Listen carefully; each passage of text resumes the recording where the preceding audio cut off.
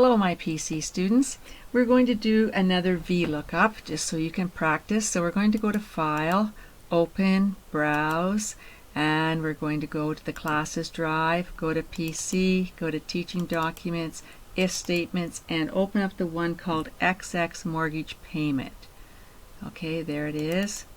And the first, I've got to move my screen over so that you can see it. Okay, so first thing we're going to do is go File, Save As. So go File, Save As, go to Browse, go to your U drive, go to Print Com, go to Excel, go to If Statements, click in your file name box, press Home, type in your name, and put in your current date for you, and save it. Alright, I'm going to try to view here. I'm going to try 140. I wonder if I get away with 150. I'll try 150. I think it should be okay. Okay, so here we have a table, and here's a mortgage payment, 305, 310, 315, and if we made the payment at 8% over 15 years, this would be our payment. All right.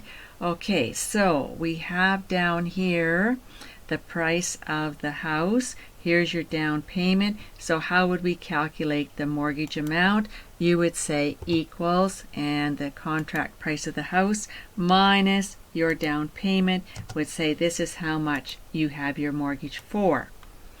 Okay, so that's fairly easy to do. Now the part is that you are asked to use a VLOOKUP to find the monthly payment for each customer for 25 years, as it says here, and then for 30 years. All right, now this table was left on the same sheet. Usually they tell you not to do that in case you were to delete rows and the table might get deleted. They usually tell you put on a separate sheet, but I wanted to show you that yes, it can be put on the same sheet. So again, we select the data only. So hold down your shift key there. We want the data only. Now the first column is the lookup value. Okay, this is the lookup value. Then you've got 15, 20. Now 15 is in column number 2. This is column number 3, column number 4, column number 5. All right, we're going to click on our name box, click in there, and we're going to go T mortgage. Call it mortgage or whatever you want to call it would be fine. All right, and press enter. Now check it, go back, click on your drop down, T mortgage, and it's defined right. Okay, so we want to then go here and we want to say equals VLOOKUP, open your parentheses, and what's the lookup value? The mortgage amount. That's the lookup value, and how do you know? It's the first column in your table. All right, comma, what's the table array called? The table is called F3 T mortgage. Okay, comma, and then, and why did they put that in red? Because it's a mortgage. So that's telling you that it's an expense that you have, but that's okay.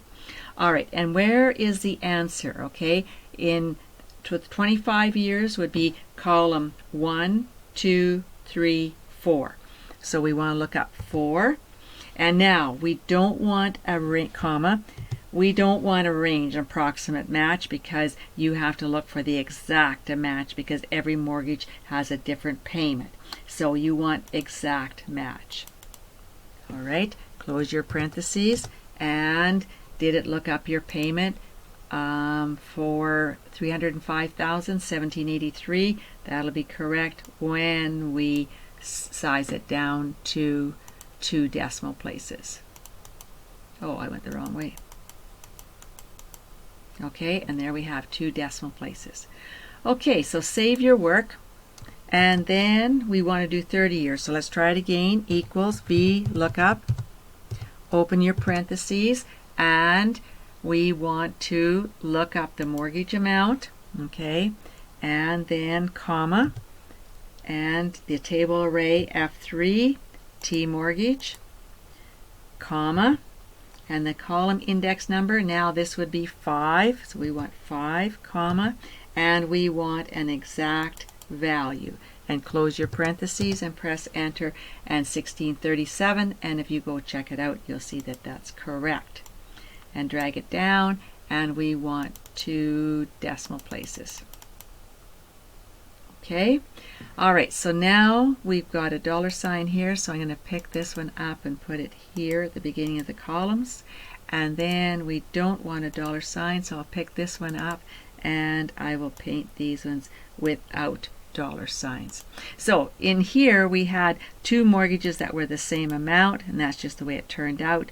But if we change this amount and said it's only going to be, say, let's say 60,000 they put down, then oh, guess what? That mortgage was not in our table. Know how it went up by 5? So it has to say not available because it was not in our table.